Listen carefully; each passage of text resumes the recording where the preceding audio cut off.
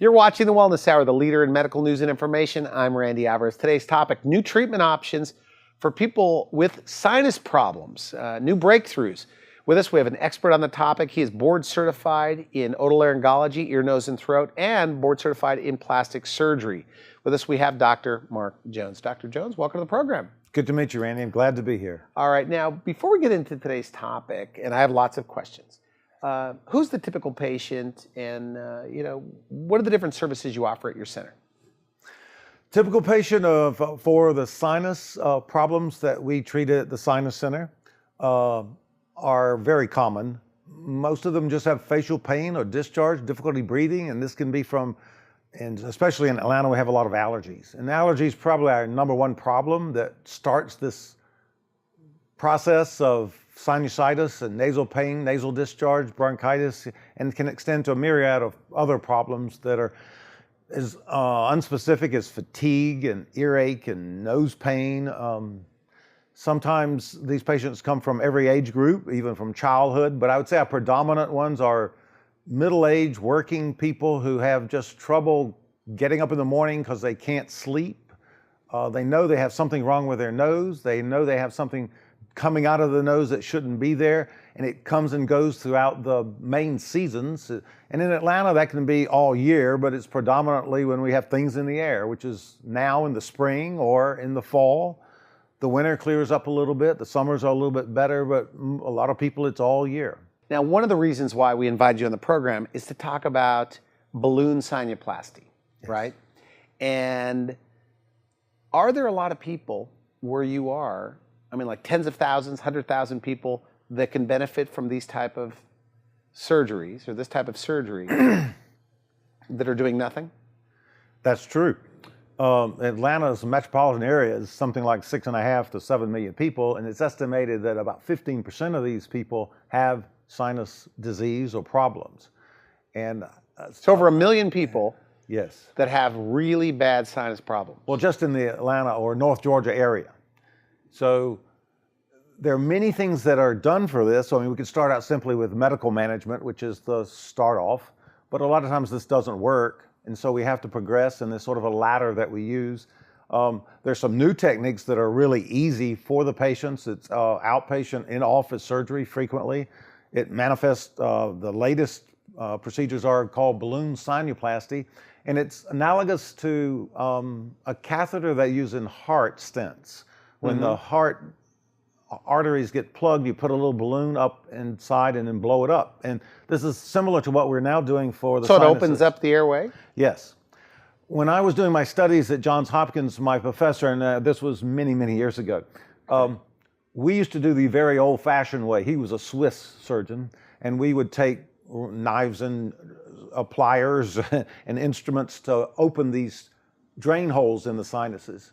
And then we'd bring them back 6 months later and look with our scopes to see how if they were still open. And if they were, the sinus disease was usually improved or cured. Now when I do the balloon and I go back and look afterwards, it looks very much like what my professor wanted us to obtain when we did the surgery back then.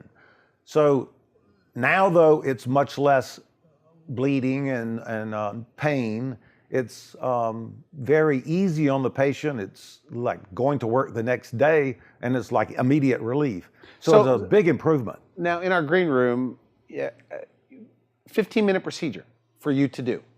In some cases, I mean, if everything goes well, yes. Somebody with that, and I have a list here of 20 different problems: sneezing, nosebleed, cough, drippage, thick nasal discharge, ear fullness, dizziness, ear pain, facial pain, difficulty falling asleep. I mean, all of these problems, and of course during the springtime where you are, they can't even enjoy the season. And you're saying, and I don't want to put words in your mouth, but there are, and that's what we talked about on the phone, that there are people that are suffering that don't have to be, that in a 15-minute procedure, you could take care of this. There are people who in the springtime will not go out to a restaurant and sit outside and enjoy the beautiful wisteria and flowers because of the irritation from the pollens and the sneezing and discharge and sinusitis.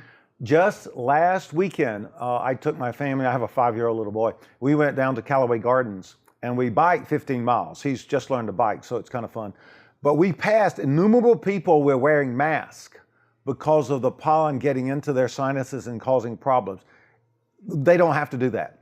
If we could come in and dilate these people, 15, maybe longer procedures, but we could fix them so easily where they would not have to have that intolerable mask that you see in surgery for patients out in the highway or out on the bikeway. Now, we're in San Diego at this newsroom. Yes. We don't see that very often. So this is common where you are in Atlanta? For people that have this, do you call it sinusitis? Is that what it's called? Sinusitis, chronic sinusitis. Means it's lasting a long time and it goes on for a long time, more than 10 weeks, and sometimes all 3 months to 6 months are very common. The way you are taking care of this is different than the traditional cutting way of taking care of sinusitis when we're talking about the surgery. Is that correct? Yes, I mean, the way you do it is different. So how is it normally taken care of, and how are you doing it? And the way you're doing it, is it lower downtime, back to work faster, et cetera, less pain? In my training at Johns Hopkins, we first did what I mentioned before with the Dr. Nagar, where we would take pliers and biting instruments, blindly making holes. The next step, and I was there when it was first introduced into the United States from Austria, Dr. Metzenkleiner came up with what we now call FES, which is functional endoscopic sinus surgery. And that was essentially the same thing, but with a little bit more finesse because we had a telescope with a magnifying glass to look where we were biting away the little holes to make them bigger. But the end object was to make the drain hole bigger so it wouldn't get plugged. Is that the current standard of care of how it's handled? That's correct. Across the country? That's correct. But there's a better way? There's a better way. Okay. Now, some insurance companies have not seen the evidence yet, and most of them have, and they're starting more and more to approve the newer way, which is taking a wire with a balloon on it, putting it in the little hole where the sinus drains, which is the obstruction, and just blowing up the balloon for 5 seconds, letting it down, do that 2 or 3 times, and then pulling the balloon out. And then you can actually hear the bone cracking when you do this, but the patient doesn't hurt very much at all if you do it properly. Then you take that balloon out, and then you can look up there and see the hole that you've created, or the enlargement of the ostia, it's called. The hole is the ostia. But that then allows the fluid which a sinus normally makes to drain into the nose, and you swallow it, which is the way it normally works. It's sort of a recycling process. Our problem with most patients who have this disorder, and it can be complete blockage or partial blockage, and that's why there's a continuum of the disease. So some people will have terrible pain all of a sudden if it's completely blocked. But let's say if it's 50% blocked, it will have some pain some time, but not all the time because it goes back and forth. But with our balloon, simple, put it in, blow it up, open it, and that stays open longer than most of the older procedures. So most of the time it's rare that I have to go back and do it again. But this procedure— How soon are they out of their symptoms, by the way? Oh, if everything works the next out. day. So people okay, let's just say it's spring, right? And this is a time where they have to stay inside. Or if they are outside, they're miserable, okay? If you did that procedure, how soon could they start enjoying that outdoor life? Well, we let them go back to work to go to their normal life the next day. But they're okay. If that's all we're doing. But like, you know, a couple of weeks, and they're able to breathe outside, they don't have this sinus. I have many patients who— Is that right? Just say it's a miracle, and they're so glad they did it. So help me understand the way this is, because this is one of those things on our program that I think that if people know their options, they would come in and they don't have to suffer anymore, right? With these sinus problems. So the way it is, when you have sinusitis, you have a narrowing of your sinuses, or the drain hole. The drain hole in your nose that goes to the back of your throat is narrow. And because it's narrow, it gets clogged up, and then there's infection, right? That's right. Bacteria gathers.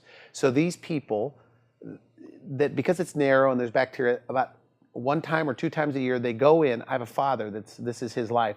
Goes through antibiotic therapy, because you were calling it medical therapy. Is that what we're talking about? That's right. They go in with antibiotics.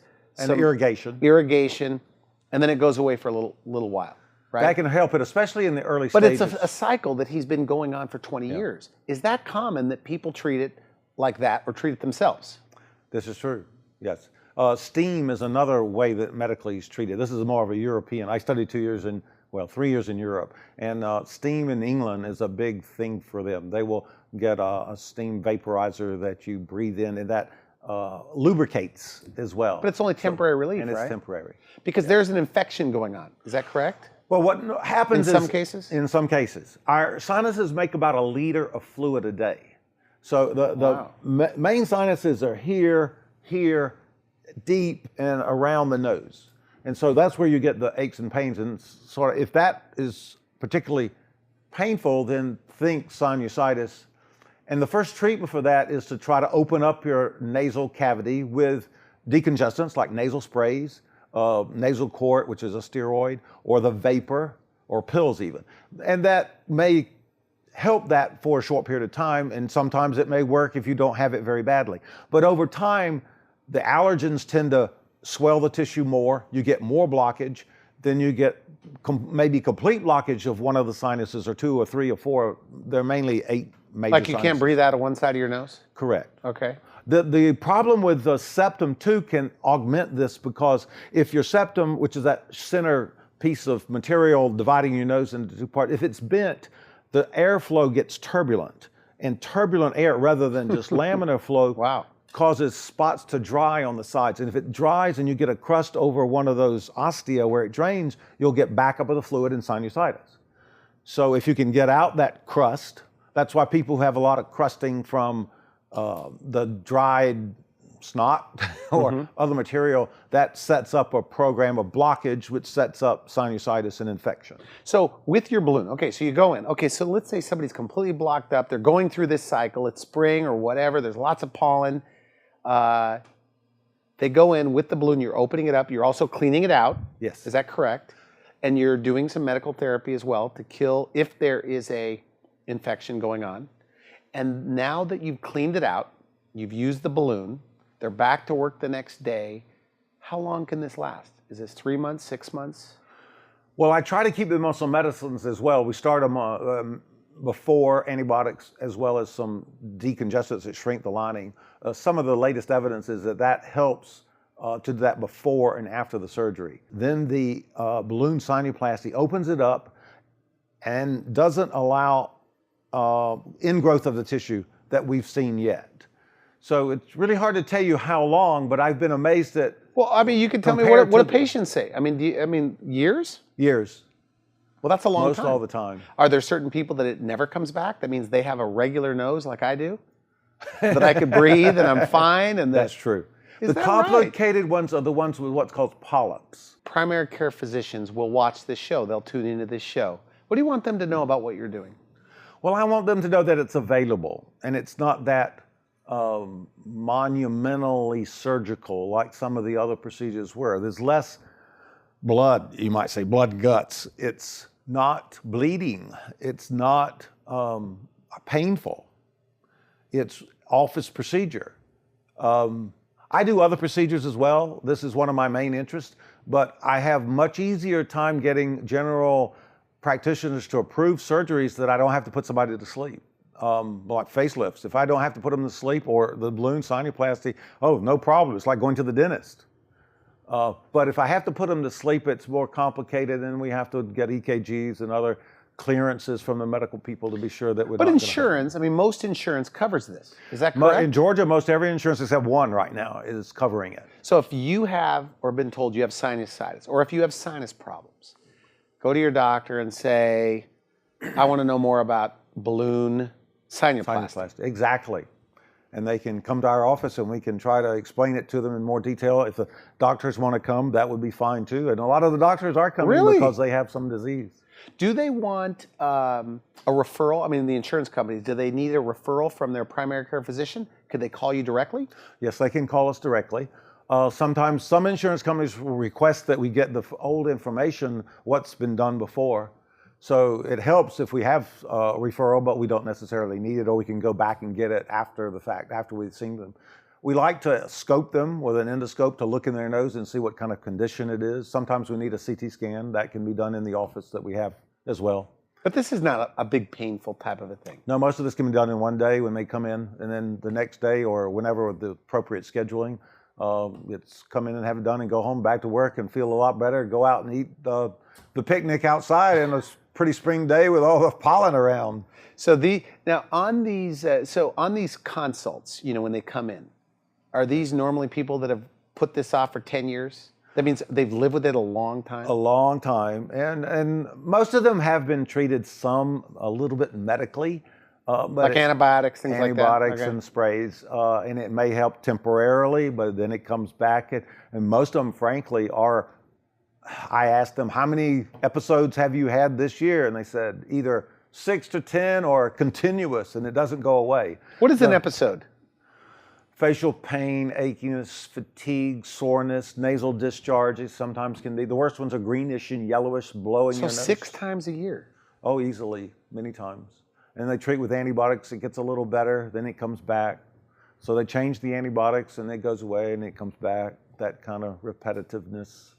Whereas if we could put a balloon in there, dilate it, and clean it out. That may be, at least for that season, and maybe a couple years and maybe longer. It may be permanent. Could an expert sit here, or if we had a panel, could they disagree with what you're saying? Oh, in medicine, everyone can. But I mean, is this accepted? This is accepted medical treatment. That's why the insurance companies are approving it. You just have to find a doctor that has the training. Yes, and it's harder for some of the older doctors to go back and learn new procedures. You have to take off work. You lose money, income. Find somebody who will help you. So it's hard to get into this if you've been doing the old ways and you're relatively satisfied with them. And definitely each procedure has improved over the last. I think this is still better over the FES, or the current traditional one. We have a couple of minutes to talk about your background and training. Pretty impressive. I guess you did 20 years in university. 20 years of university and surgical training, yes. And I jokingly said when I met you, I said, that's close to a world record, right? That's a long time. You're a scientist. My parents thought it was forever. They laughed about it, and then they said, and then now you can do noses. Yeah, I can do noses. You went to Oxford, Emory, in England, and Emory, Stanford for plastic surgery. I had a Fulbright scholarship in Paris, France, which was very good for especially some aspects of cosmetic surgery. But England was one of my favorites, so it's where I did physiology, which is the normal function of bodily functions. And I really loved, they let you do what you wanted to, and I got interested in the nose and the respiratory part of it. So I did physiology of the nose and respiration, and the pharmacology. I did a long stint on that. So I got into the medicines and how to do surgery painlessly, which really helps me right now. Do you walk around with a sense of frustration that everybody doesn't get this or doesn't know about this? Like you said, you were with your son and you were bike riding and people were wearing masks. Right. Do you look at that and say, if they only knew? Randy, that's a big issue that we always bring. The doctors bring this up in the dressing room. We say, if I see somebody, should I go over there and hand them my card and say, you need to come and see me for this?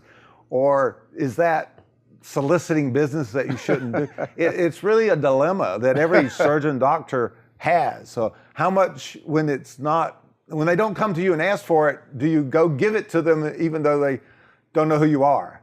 And I have this problem with when I see a kid with big ears sticking out like this, and I fix ears a lot. Do I give them a card and say, come and see me? If I see them with this mask on, did I give them my card for sinuplasty, or what do I do? I don't know the answer. So it's not your personality to go up to someone and do that, obviously. But to me, when you say that 1 million people in Georgia, at least, are suffering from sinusitis with 3 to 6 of these episodes a year. Oh, and it's part of their life. I'm going through a sinus problem right now. My sinuses are killing me, right? Let's go to the grandkids' baseball game. Well, I'm having a sinus problem. I don't want to go, right? These are people that it could be turned around in one day. Easily. Their life is transformed in one day. It's like a miracle. So it's not an exaggeration. It sounds like an overstatement. It sounds easy in a way, and it is. It is. Right? And there's no downtime, really. I mean, well, it's the day you come in to have the surgery done. You're down for that day. We don't recommend you going to work the same day. We let you go to work the next day. When it's all done, do they say, Are they a little frustrated? Like on the follow-up, they go, I can't believe I waited this long. Or why didn't anybody tell me about this? You know, my father had his hip done. He had a World War II injury, and he suffered with his hip for years. I remember as a kid, I used to have to walk on him to help with the pain and go to chiropractor. Finally, when I was at Hopkins, I got him to come and see a guy. He did his hip, and my father said the next day, why didn't I do this before? 30 years of suffering with this. I guess he was afraid of the surgery. And it did get better over those 30 years. So, but when he did it, he said it was the best thing he'd ever done his whole life. And every day of his life after that, he would get up and ride a stationary bike or do biking, which he never did before. So it changed his life. Samantha moves to Atlanta from Michigan. Has not had any problems with sinusitis until she hits Atlanta, and then she hits our famous pollen season. And then she can't breathe at all. And she goes for a year of this, trying to treat it medically. Then she comes to me. She's a great candidate for balloon sinuplasty. We do it, open her up. She said it was like a miracle. I can breathe now. I can go to my children's baseball games. I can go outside, go to picnics, go to Boy Scout meetings. She wishes she had done it and not wasted that year. I mean, you are wasting your time with all the medicines. I mean, antibiotics too are not good for you if you take them chronically. They're really better for you if you have occasional need for them. But if you take them all the time, you get resistant to it and the germs get more powerful. So there are needs for surgical procedures. This is a minimal procedure, but a lot of the medical people are afraid. Surgery is frightening to them. Is this really surgery? It's hard to say. When you take a balloon and you put it in a little bone and enlarge it, is that surgery? It's not the traditional surgery. It's not the bleeding and the pain and the heart arrhythmias that you get from the anesthesia. This is easy. This is like, I think it's analogous to a dental procedure. Although I don't like to go to the dentist particularly, it's nothing like going Nobody likes to go to the colon dentist. surgery or stomach surgery or lung surgery or things like that. Well, I don't think anybody likes going to the otolaryngologist either, right? The E.N.T, you know you're in trouble at that point. But so every week you see reversals. I mean, every single week you see people that are saying, oh my goodness, this is great. Yes. And then I don't emphasize the E.N.T, I call it the plastics part. So the plastics people are happy because they come for elective things that they like to do. You're right, E.N.T is a little bit more functional problems like sore throat and coughing up things or nasal deformity, can't breathe. But the unhappiest patients in the world are the ones who can't breathe properly. And our bodies are made like that. If you can't breathe, you die in 4 minutes. So nature has made us where to be very uncomfortable if we're not breathing properly.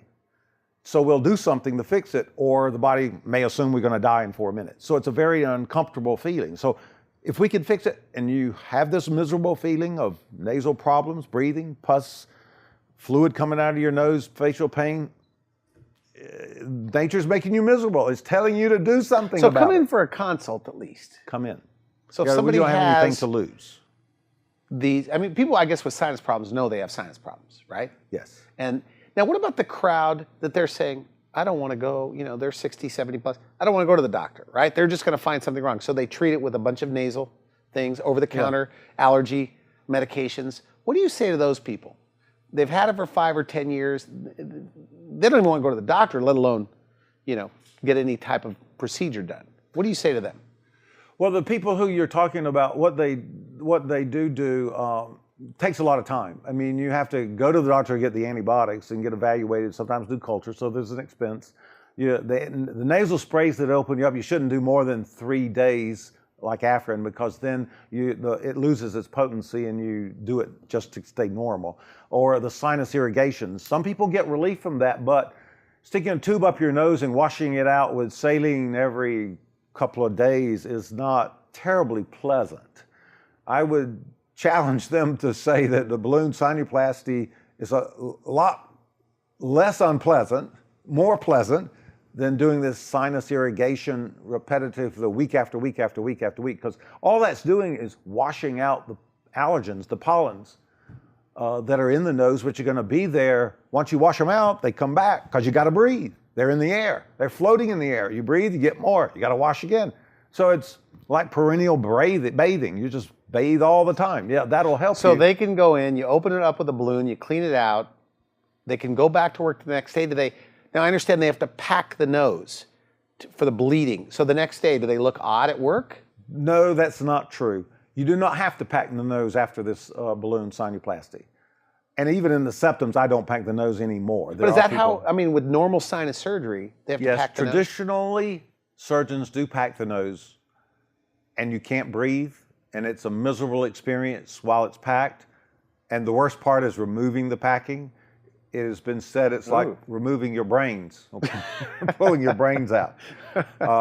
That is not necessary anymore, in spite of some people still doing it. There are ways that I... In your area, are they still doing that? Yes, in my area, Really? they're still doing it. And this has put a little bit of damper on people going to see an otolaryngologist, because they hear from their mother, father, sister, brother about that nasal packing was terrible. But we don't have to do that anymore. So no more packing the nose. Correct. Interesting. You know, this is one of those things, I think, and I'm glad you came on the show, because the public doesn't know the difference. You know, the otolaryngologist, they don't realize that all sinus surgery is not the same. Well, it's like all teachers are not the same, all doctors are not the same, surgeons are not the same. Some people adhere to the old ways till the end, and there are better ways to improve. Okay, you're a science guy. So you've got the traditional way where they, cut and there's a downtime, and then you have the balloon sinuplasty. As far as results, statistically, how does it stack up against the other surgery? Is this just as good? The studies have shown that it's actually better. And we're getting more and more studies that are confirming that. But the initial few studies have shown at least equal to and probably better than the traditional procedures. One of the advantages of training all around the world, too, is you get to pick and choose different modalities of doing these things. And that's one of the tricks for not packing the nose, or how to treat these patients pharmacologically, is from the studies I had, particularly in England and France. That's been very helpful in taking care of patients and giving them a pleasant experience and not a terribly painful one. We're out of time. Great information. Final message, though, to a patient that knows they have sinus problems, but they're still skeptical or afraid of the doctor. What do you want them to know? I would like to invite them to come and let us see. Let us go over what they've had to see if balloon sinuplasty or other mechanisms might help them. At least give them the opportunity to see what's available that they may not know about or have practiced before. Don't be afraid of it. Don't be afraid. Feel free to come. It's a great opportunity. It might change your life. You might be able to go out and have lunch outside in a spring day in Atlanta, Georgia with your grandchildren or your children. Okay, or good. just enjoy the pretty day. I want to thank you for coming on the show. Great stuff. Thank you, sir. You've been watching The Wellness Hour. I'm Randy Alvarez. For now, I wish you good health. Thanks for watching The Wellness Hour, the leader in medical news with your host, Randy Alvarez, the authority on health issues.